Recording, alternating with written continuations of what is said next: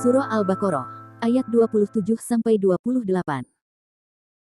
Mereka itu adalah orang-orang yang mengurai perjanjian Allah sesudah perjanjian itu diikat teguh, dan selalu memutuskan apa yang diperintahkan Allah kepada mereka untuk menghubungkannya, dan terus-menerus membuat kerusakan di muka bumi.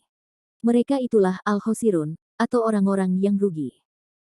Ayat ini menjelaskan sebagian dari sifat orang-orang fasik yang dinyatakan oleh ayat yang lalu. Ada perjanjian antara manusia dengan Allah, yakni bahwa mereka mengakui keesaan Allah, serta ketundukan mereka kepadanya. Perjanjian ini terlaksana melalui nalar dan fitrah mereka, sebelum dikotori oleh kerancuan, atau ada juga yang berpendapat, bahwa perjanjian itu telah terjadi pada satu ketika di satu alam, sebelum masing-masing manusia hadir di pentas dunia ini. Mereka itu adalah orang-orang yang mengurai, yakni membatalkan dan melanggar perjanjian mereka dengan Allah, padahal perjanjian itu sudah demikian kukuh, mereka mengurainya sesudah perjanjian itu diikat teguh, dengan diutusnya para nabi dan rasul, membawa bukti-bukti keesaannya, baik melalui ajakan memperhatikan kitab suci yang diturunkan bersama nabi dan rasul-rasul itu, maupun yang terhampar dengan jelas di alam raya ini. Itulah sifat buruk mereka yang pertama. Keburukan mereka yang kedua adalah, dan selalu memutuskan apa yang diperintahkan Allah kepada mereka untuk menghubungkannya, yaitu hubungan silaturahim.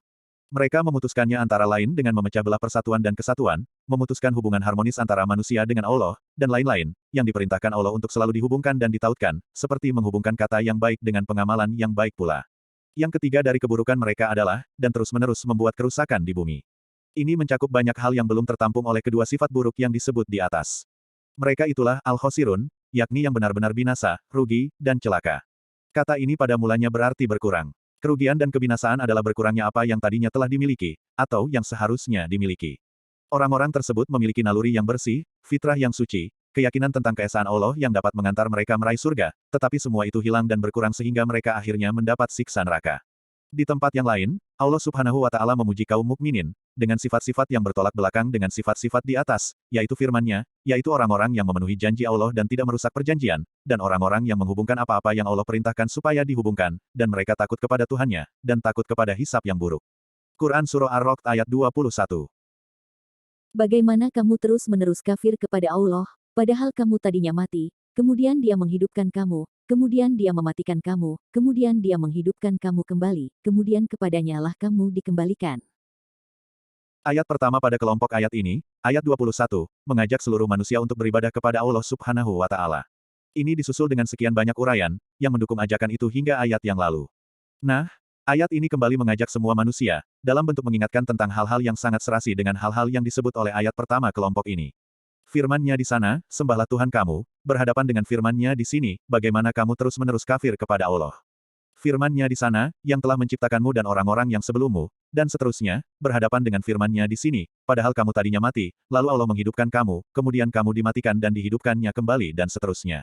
Demikian Thohir Ibnu Asyur. Dapat juga dikatakan bahwa, setelah aneka penjelasan dipaparkan, tetapi masih ada juga yang menampik ajakan iman, Allah Subhanahu wa Ta'ala mengajukan pertanyaan kepada yang menampik itu, pertanyaan yang mengandung kecaman dan keheranan, bagaimana?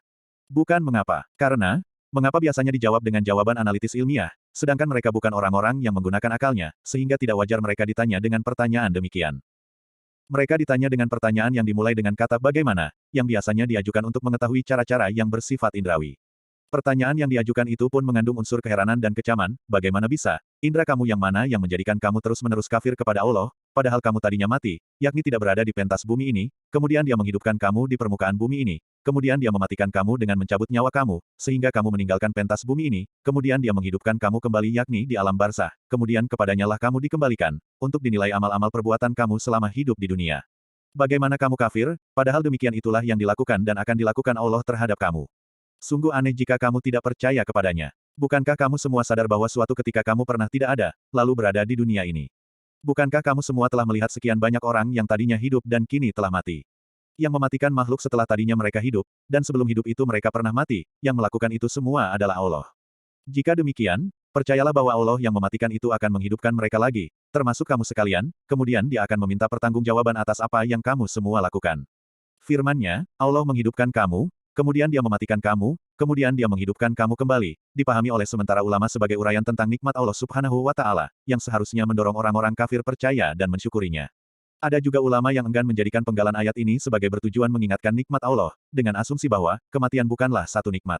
Alasan ini tidak sepenuhnya benar. Kematian dapat merupakan nikmat bagi yang hidup dan yang mati. Seandainya tidak ada kematian maka bumi ini akan penuh sesak dengan manusia jompo. Kematian juga merupakan nikmat, karena dia adalah pintu gerbang bagi yang taat untuk masuk ke surga. Kematian adalah proses yang harus dilalui manusia guna mencapai kesempurnaan evolusinya. Setelah mengingatkan mereka tentang perjalanan hidup yang mereka pernah dan akan tempuh, diingatkan juga kehidupan yang sedang mereka tempuh dalam ayat berikut.